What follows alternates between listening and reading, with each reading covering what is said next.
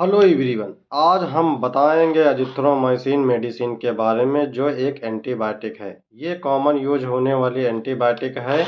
ये अनेक डिजीज में यूज होने वाली एंटीबायोटिक है और ग्राम पॉजिटिव और ग्राम नेगेटिव इन्फेक्शन में यूज होने वाली यह एक एंटीबायोटिक है। ये है चिल्ड्रन के लिए सिरप, ये है पेडियाट्रिक के लिए सिरप, ये है एडल्ट के लिए टैबलेट, ये और एडल्ट के लिए टैबलेट। ये है 250 mg और ये है 500 mg। तो अब हम स्टार्ट करते हैं अजिथ्रोमाइसिन के बारे में संपूर्ण जानकारी। ये आपको बताएंगे इस वीडियो में अजिथ्रोमाइसिन को किस किस बीमारी में यूज करते हैं। तो नंबर 1, जब अजिथ्रोमाइसिन एक एंटीबायोटिक ड्रग है तो ये types of bacterial infection in human body, paediatrics and children में उपयोग की जाने वाली एक दवा है। और इसके अधिक साइड इफेक्ट ना होने के कारण, और ये थोड़ी कॉस्टली मेडिसिन पड़ती है, लेकिन इसके बेनिफिट बहुत ही अच्छे हैं। तो नंबर 1 पे बैक्टीरियल इन्फेक्शन आपको पहले ही बताया था, क्योंकि ये एंटीबायोटिक है।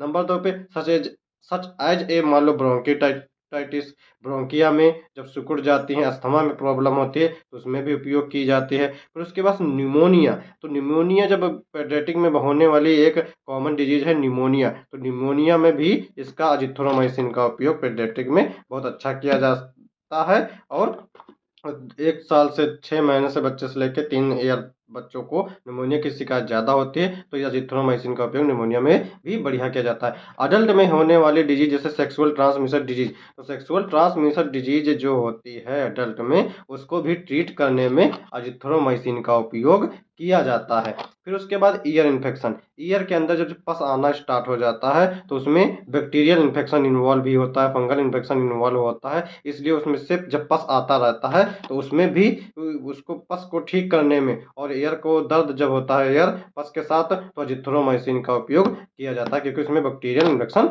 होता है।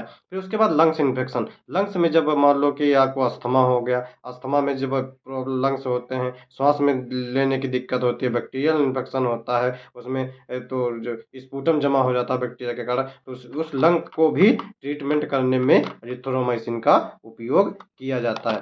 फिर उसके बाद है स्किन, स्किन में ये होने वाले जैसे wound infection, bacterial infection, pigmentation, अनेक प्रकार की जो बैक्टीरियल इन्फेक्शन ह्यूमन बॉडी के ऊपर होती हैं, उसमें छोटे छोटे दाने पस होता है, तो उसमें बैक्टीरियल इन्फेक्शन इन्वॉल्व होता है, इसलिए उसको भी ट्रीट करने में अजिथ्रोमाइसिन का बढ़िया उपयोग किया जाता है। अब होने वाला मान लो throat infection, throat infection types of infection होता है, लेकिन आपको बैक्टीरियल इन्फेक्शन, डस्ट इन्फेक्शन या दूसरे इन्फेक्शन से फंगल इन्फेक्शन थ्रोट में होता है। लेकिन जब बैक्टीरियल इन्फेक्शन होता है, जब हम फीवर के साथ कफ हो जाता है, कफ के साथ सरसराहट गले में स्टार्ट हो जाती है, उसमें सबसे अधिक बैक्टीरियल इन्फेक्शन होता है, तो उसमें ये अजिथ्रोमाइसिन का उपयोग अच्छी प्रकार से किया जाता है। और अजिथ्रोमाइसिन की एक गोली एक दिन में लेने पर ही जो सरसराहट होती है गले की, वो ठीक होना स्टार्ट हो जाती है। तो फिर उसके बाद रिप्रोडक्टिव ऑर्गन को भी ठीक करने में अजिथ्रोमाइसिन का उपयोग किया जाता है।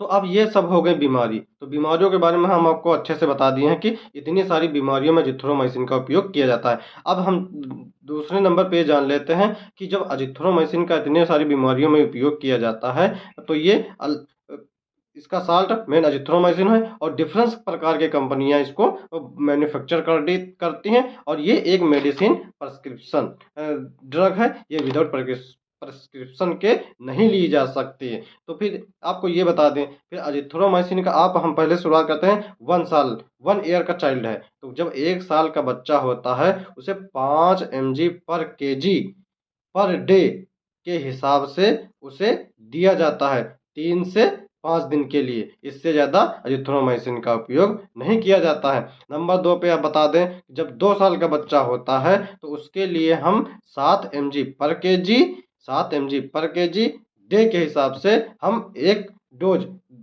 सुबह देते हैं उसको, हम 3 से 5 दिन के लिए। फिर 3 साल बच्चे के लिए हम आप बता दें, 3 साल बच्चे को हम देते हैं 10 mg पर केजी पर डे के हिसाब से, वो भी दिन में एक बार। ये हो गई बच्चों की डोज। अब हम आपको बता दें कि जब एडल्ट की डोज कैसे डिसाइड की जाए। एडल्ट को हम 25 mg/kg डे के हिसाब से देते हैं 3 से 5 दिन के लिए। तो 250 mg और 500 mg जो आती है, तो जब 250 mg देते हैं एडल्ट को तो सुबह एक देते हैं और शाम को भी देते हैं। जब 500 mg देते हैं तो सुबह ही देते हैं। तो ये सब अजिथ्रोमाइसिन की पूरी संपूर्ण जानकारी थी। और इस वीडियो को लाइक करें, सब्सक्राइब करें, और कुछ अच्छी जानकारी हो तो हमें एसएमएस करें। Thank you for watching my this video. Like and subscribe.